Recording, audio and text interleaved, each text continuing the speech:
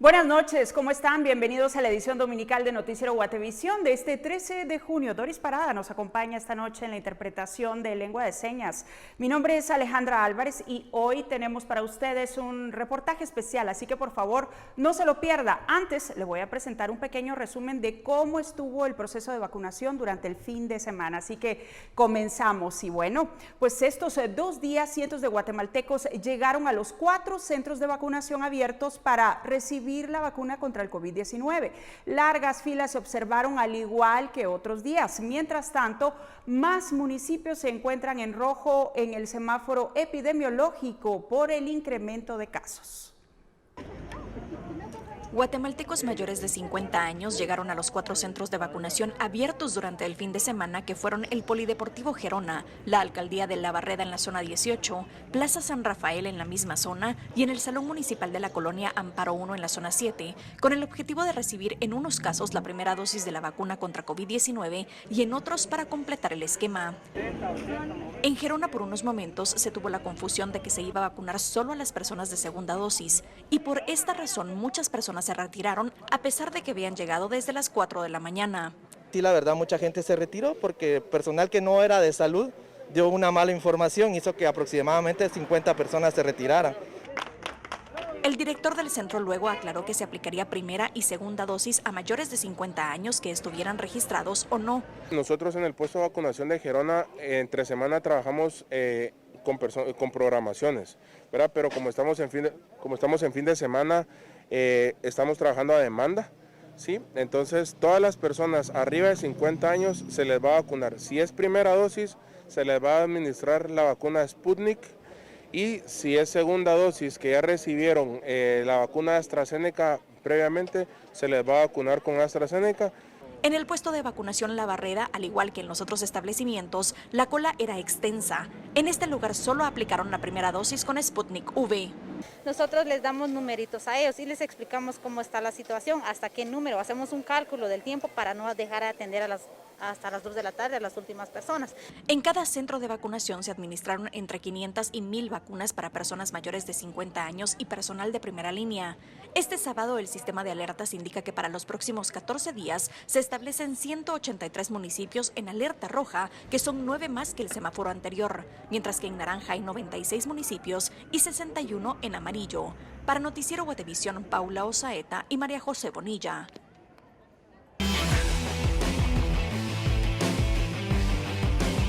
Toyota Agya, más revoluciones, presenta.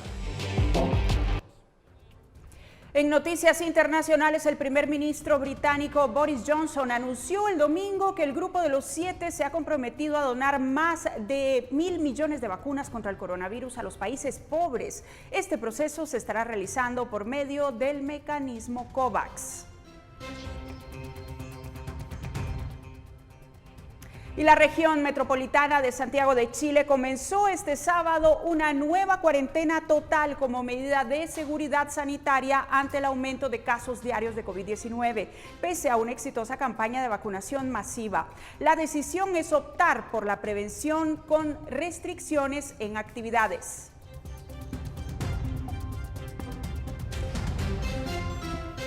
Y la candidata derechista Keiko Fujimori insistió el sábado en que hubo fraude en el balotaje presidencial del domingo pasado en Perú, a pesar de que la Organización de Estados Americanos afirmó que fueron limpios, mientras el izquierdista Pedro Castillo sigue al frente del escrutinio.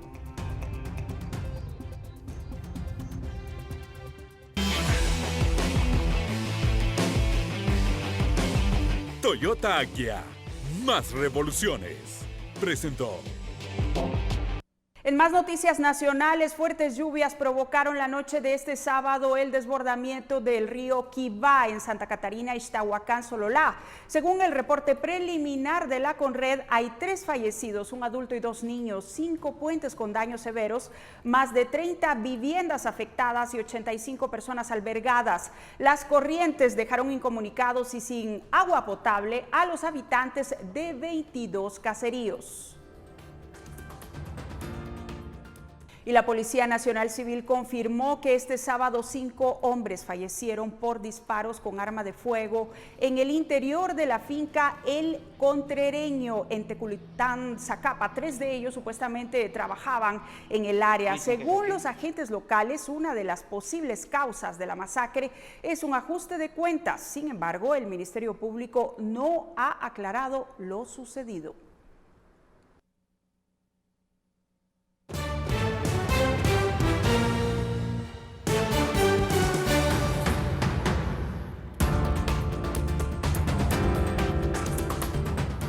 Al regresar tenemos la primera parte del reportaje especial sobre el caso Belis Franco. Quédese con nosotros.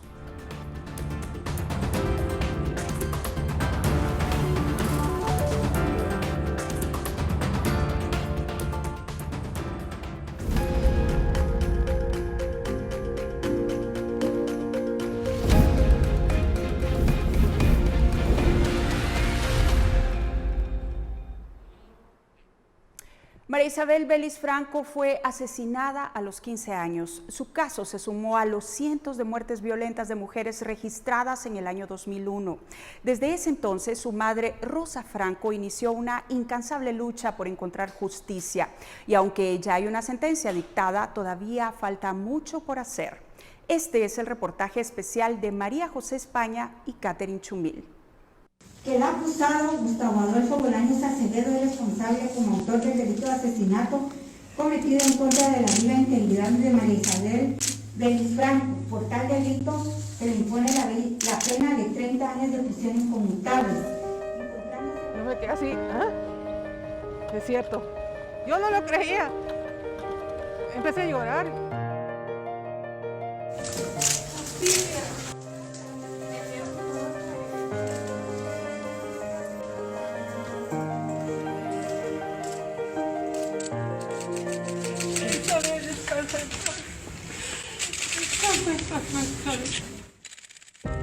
Como cuando ellos entran se levanta uno y cuando salen también. Pues yo creo que me quedé yo noqueada cuando dijeron así. Y cuando ellos salieron yo ya estaba parada. Yo solo volteé y vi que se fueron. Yo solo me acuerdo que levanté la foto y empecé a llorar porque decía, ven, ahí sale misión cumplida. Ya se te hizo justicia.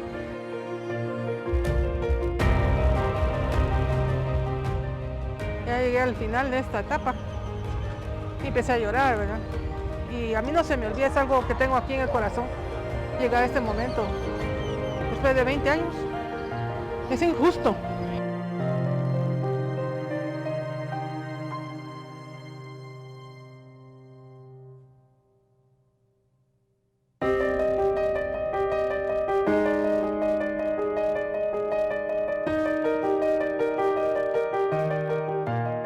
Faltaban 8 días para Navidad. La bulliciosa Sexta Avenida del 2001 tenía un ambiente de locura.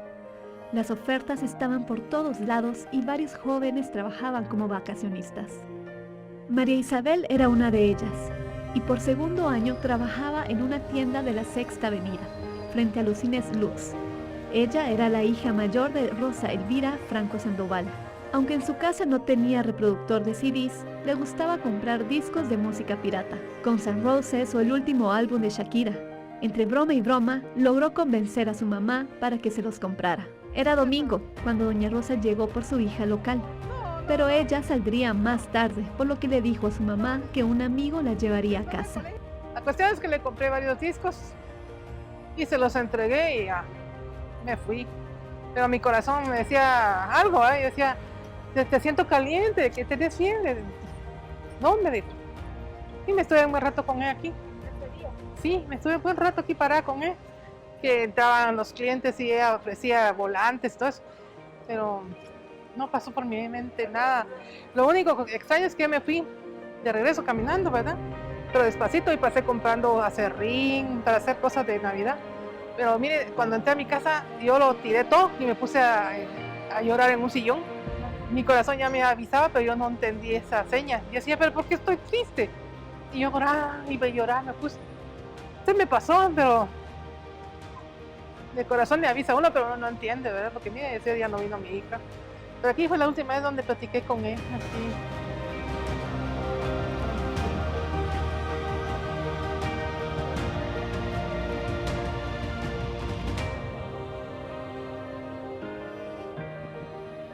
3 días después la estaba identificando en la morgue. Han pasado 19 años y 7 meses y hoy ella trata de reconstruir esa última vez que vio a su hija viva. Pero sí, era bien alegre, era bien alegre mi hija.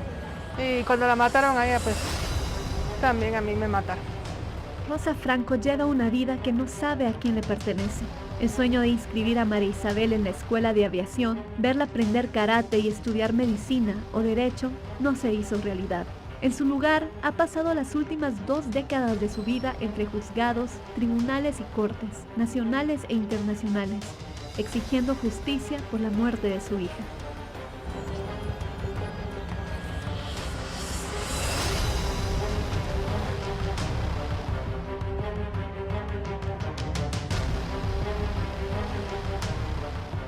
La relación que tuvimos con ella fue de amistad, no, nunca me fue novia, nunca me dio la mano.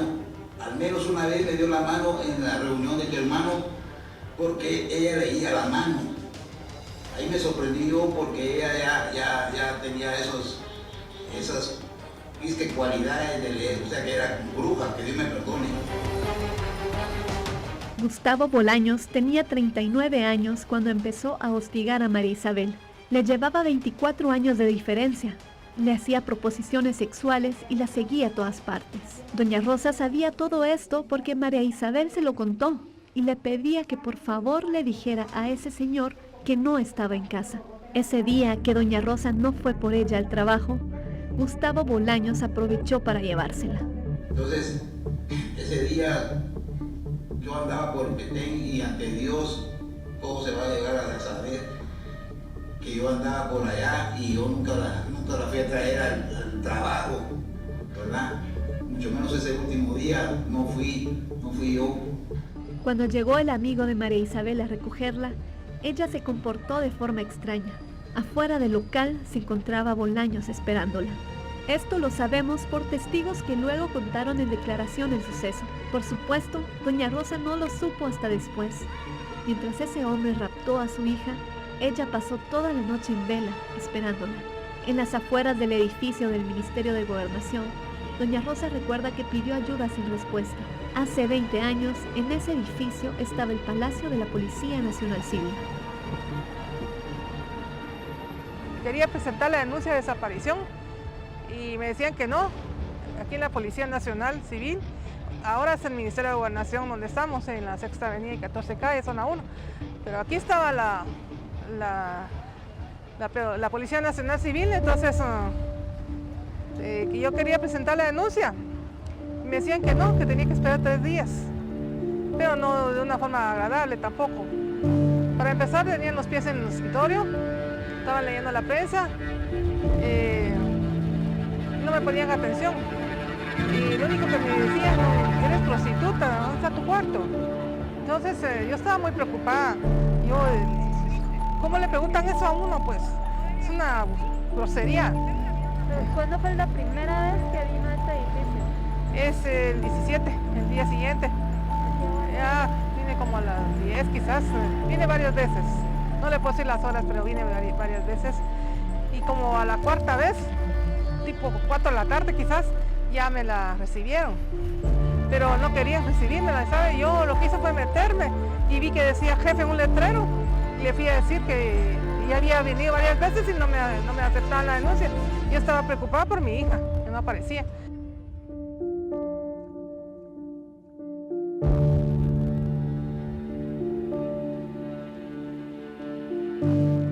Al día siguiente, el 18 de diciembre, regresó a su casa con la intención de descansar un poco antes de seguir con la búsqueda.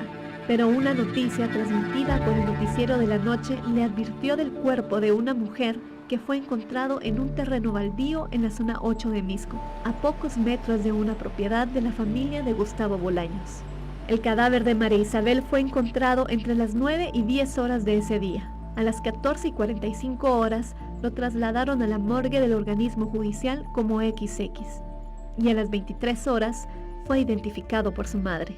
Yo llamé al amigo de María Isabel y nos fuimos a la morgue del organismo judicial con mi mamá y la mamá de él.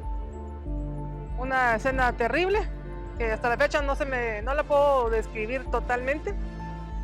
El lugar, no sé, espero que haya mejorado, pero lo que yo vi es espantoso. Además de que estaba sucio, asqueroso, lleno de sangre donde quiera. Estaba ahí mi hija, como XX, y me tocó reconocerla, o sea, ver que era ella, y traté de tocarla, le levanté el brazo, estaba así aguadito el brazo.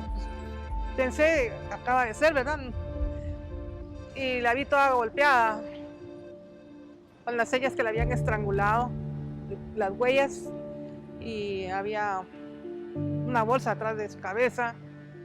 Le vi las heridas en la cabeza, le vi una herida acá debajo del pecho, el pelo se lo habían cortado y tenía color rojizo. El pelo de ella era castaño y largo, como a la cintura y colocho. Y tenía las uñas pintadas como de rojo. ¿A dónde la tuvieron? No sé, pero eso ella no menos cortarse el pelo ni pintarse las uñas de ese color. Total es que ahí la fui a encontrar. Ella empezó a gritar que habían matado a su hija. Al recibir el cuerpo de María Isabel, los encargados de la morgue le entregaron una bolsa con la ropa de su hija. Doña Rosa nunca fue notificada por los agentes de la policía que habían encontrado a su hija muerta. Se enteró de todo esto por los medios de comunicación. Fue hasta el día del velorio que investigadores del Ministerio Público llegaron a la funeraria para recoger la ropa de María Isabel.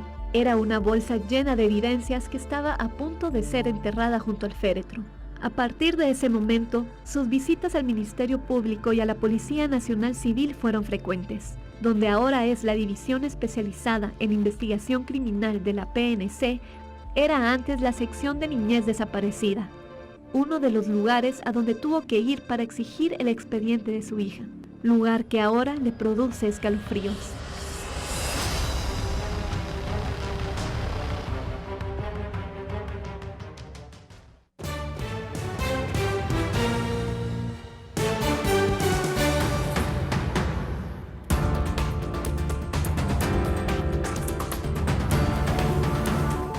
Esté pendiente porque en la segunda parte del reportaje especial del caso Belis Franco le contamos cómo se plantearon preguntas de las que no se tuvo respuesta.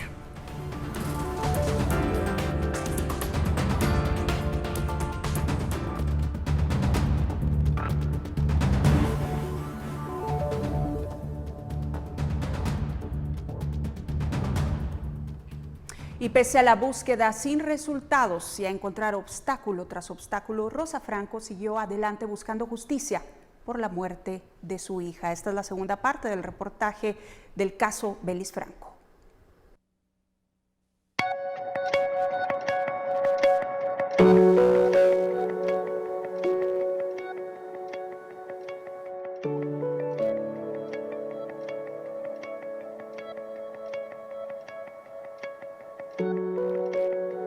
En el año 2002, Doña Rosa sufrió su primer infarto y una trombosis. Había suspendido sus estudios mientras se paseaba entre los edificios de la PNC y el Ministerio Público para pedir que se investigara la muerte de su hija.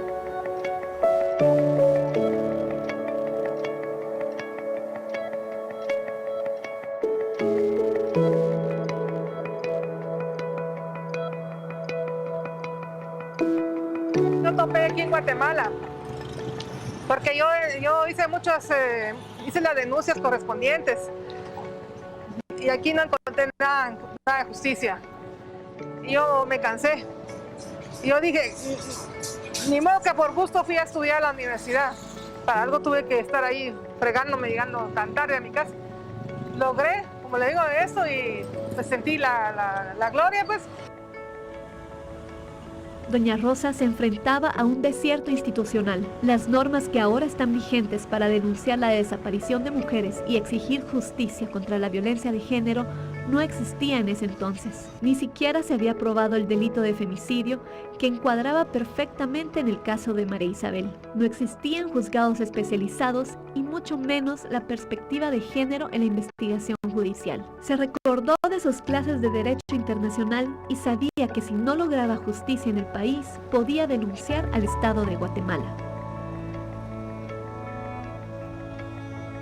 Empezó a frecuentar un café internet ubicado frente al Mercado Central. Esas horas de búsqueda le llevaron a las páginas de Amnistía Internacional y de la Corte Interamericana de Derechos Humanos. Vi que había un espacio en internet, yo creo que todavía está, de cómo se puede mandar una denuncia virtual, pero me costó hacerlo, porque yo empecé a juntar todos los códigos, como le digo yo, porque hay que detallar bien en ese formato qué delitos fueron los cometidos, qué violaciones a los derechos humanos fueron cometidos. Entonces sí, me llevó tiempos, pero tiempos de verdad. Hasta que un día lo terminé de hacer, gracias a Dios lo mandé a la Comisión Interamericana de Derechos Humanos, y ahí yo ya tenía mi propia carpeta en una computadora. El señor, yo no sé si todavía vive, que era el dueño del lugar, yo creo que ya no, y ahora es otra gente. Yo no sé si es el mismo local, pero aquí en este lugar había un internet. Y mire, yo me hice clienta de este negocio. Yo ya me sentía en confianza, que cada vez que yo iba adquiriendo información, la sumaba, la agregaba a esa carpeta. Todo lo que conseguía, lo escribía y lo metía ahí. Entonces yo escribía a muchísima gente.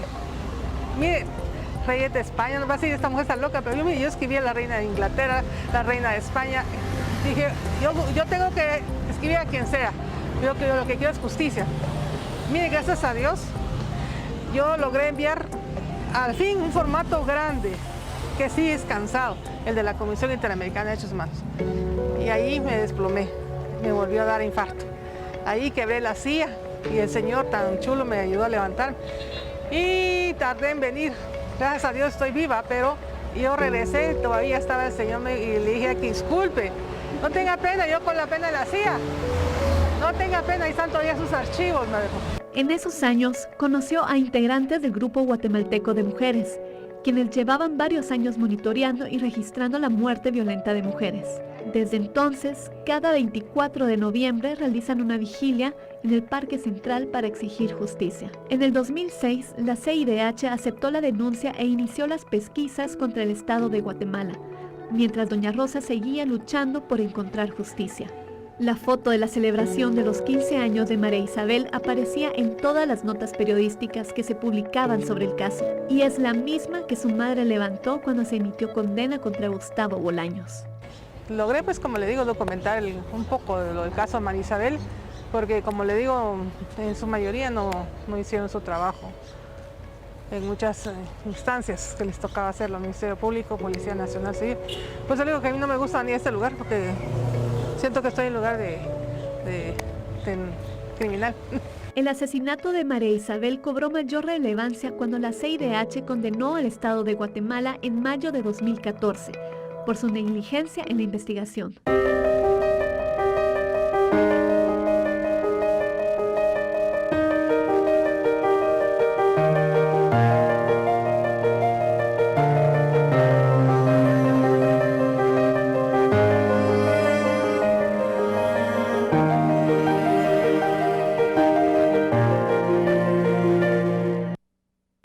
Asesinada de forma vil, como que hubiera sido una asesina. No lo era una niña, ni siquiera mujer como yo. Era una niña que comenzaba a vivir, que tenía derecho a vivir, a soñar, a jugar. ¿Y cuál fue su delito? Ser bonita. No, ese no es un delito. Era muy bonito, pero no es un delito. No es un delito tener amigos y salir a la calle a comprar un agua. No es delito ir al cine. Delito es matar. Y decirte encima de eso que era una cualquiera, eso no es posible. Ya basta de violencia, tanto física como de esa forma psicológica. No es justo. Yo estoy enferma por esto, porque no hay justicia en Guatemala, porque a nosotras mujeres no se nos escucha. Yo fui vilmente maltratada en principio, desde que puse la denuncia hasta el final. Escena del crimen contaminada. Omitieron la recolección de indicios. Diligencias incompletas son parte de los múltiples errores cometidos, además de la discriminación contra la madre de la víctima y su familia. Para reconstruir el caso y corroborar el reporte médico forense de 2001, el cuerpo de María Isabel fue exhumado en el año 2015. Se logró determinar, en cuanto a la forma de la muerte, dos aspectos sumamente importantes para la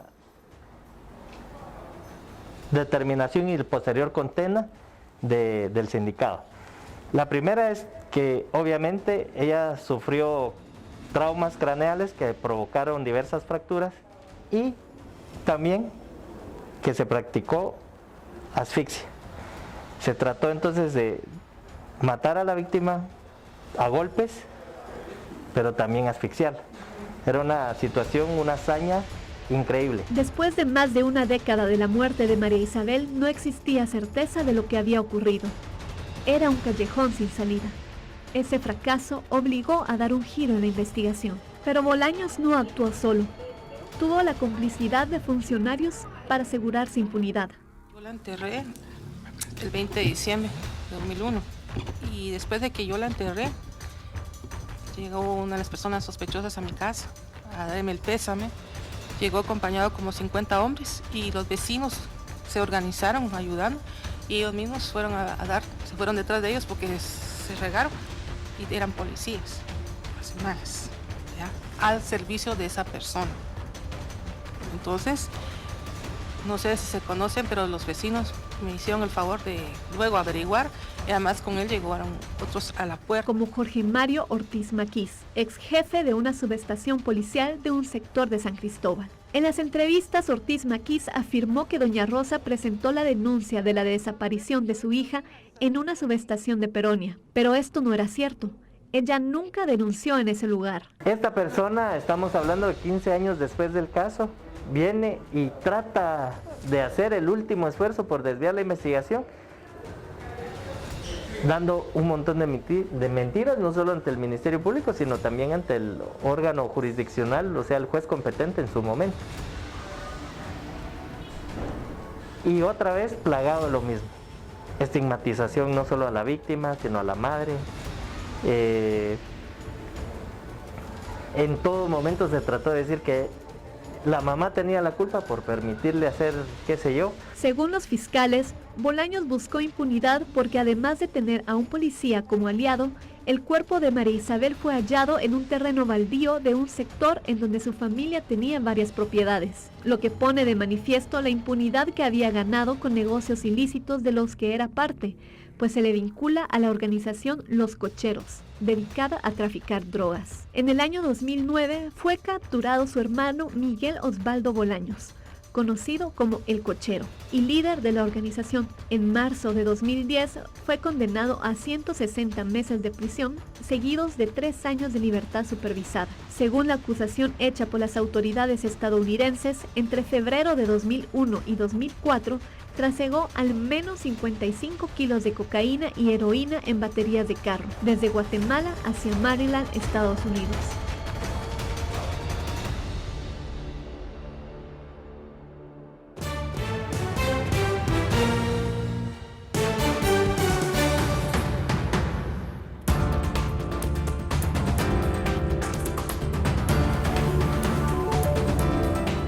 Al volver le presentamos la tercera y última parte del reportaje del caso Belis Franco. Le contamos cómo pasaron 20 años buscando justicia.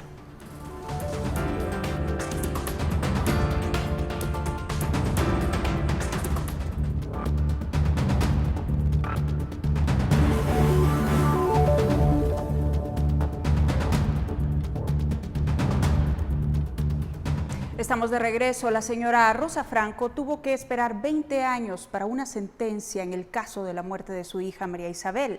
La forma en cómo se siguió el proceso es una muestra de las grandes debilidades del sistema de justicia de este país. Esta es la tercera parte del reportaje.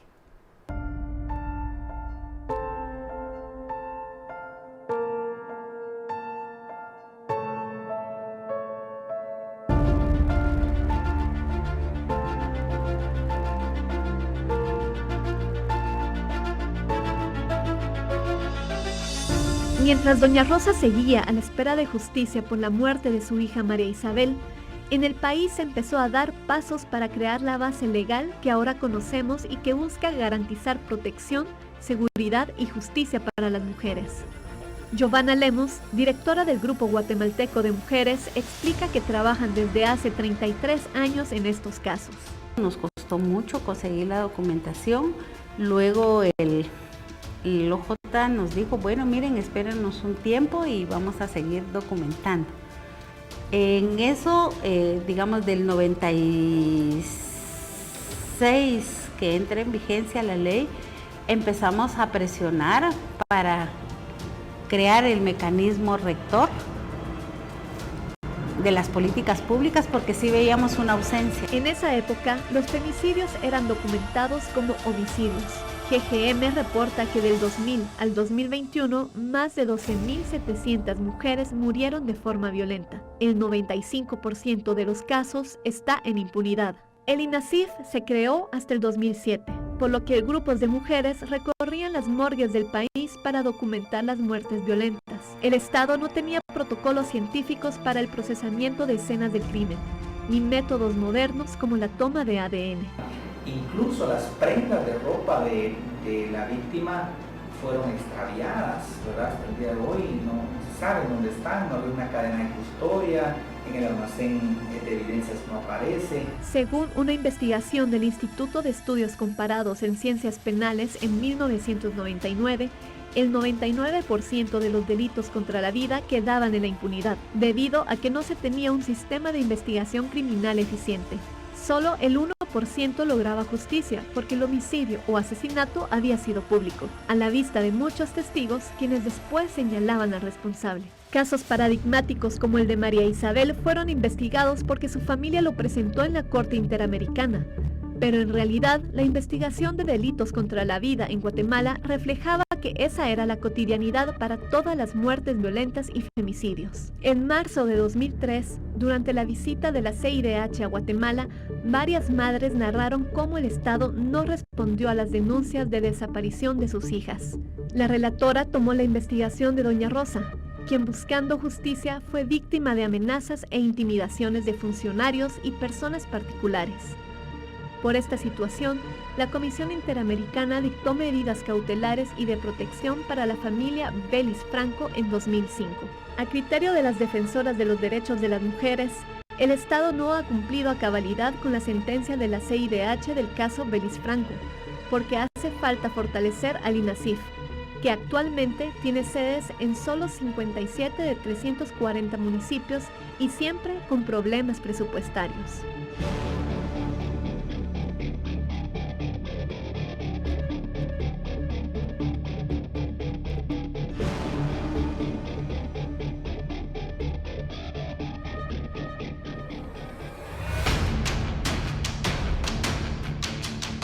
Con juzgados especializados y una ley que tipifica el delito de femicidio, el 24 de julio de 2019, Rosa Franco recibió una noticia que no esperaba: la captura de Gustavo Adolfo Bolaños, quien para entonces ya tenía 57 años.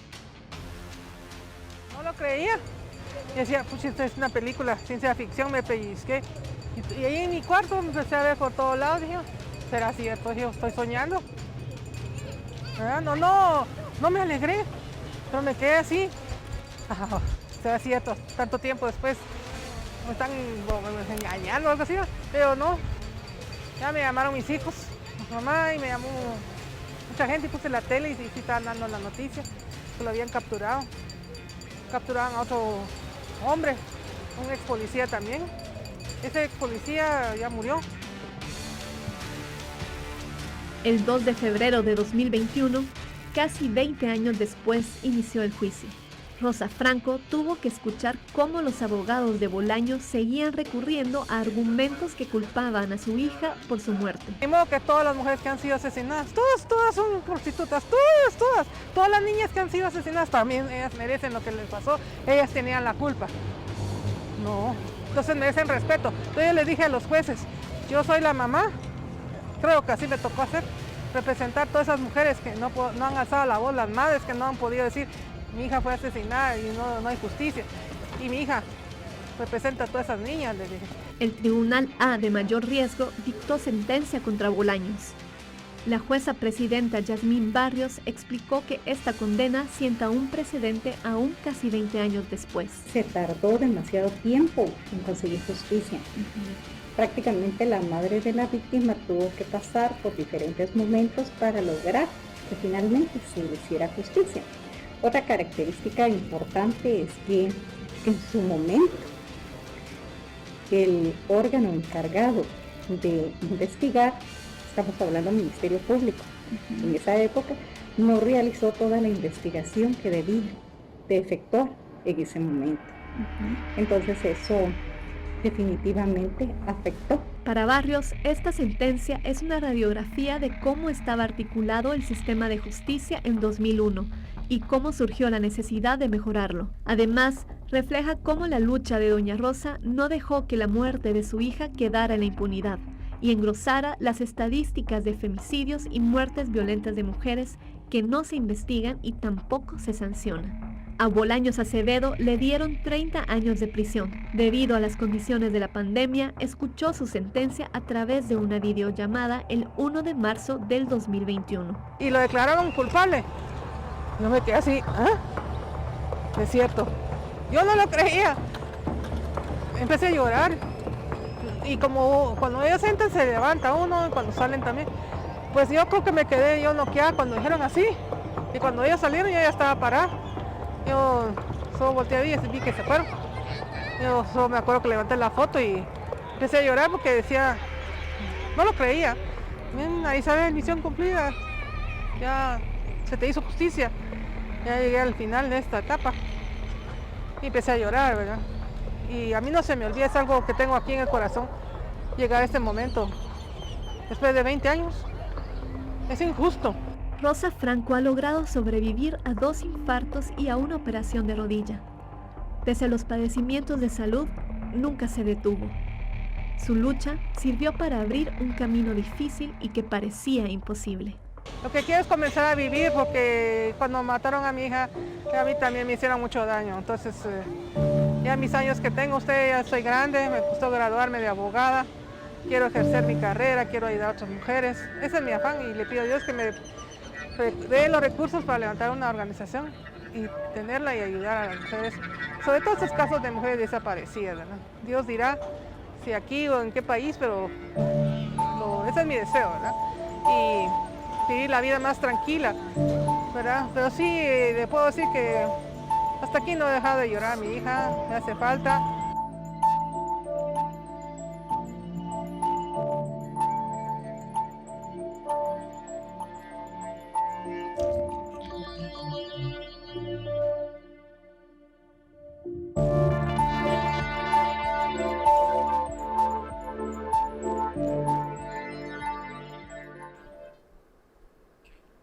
Bueno, como María Isabel, muchas mujeres son víctimas de violencia y han sido asesinadas en Guatemala. Algunos casos son investigados, pero otros siguen en la impunidad por diferentes razones. Aunque pasaron 20 años, la lucha incansable de una madre fue crucial para avanzar en este caso que sienta un precedente. Sin embargo, hace falta mucho por hacer para encontrar justicia. Queremos conocer su opinión. Escríbanos a ediciondominical@guatevision.com. Gracias por su sintonía.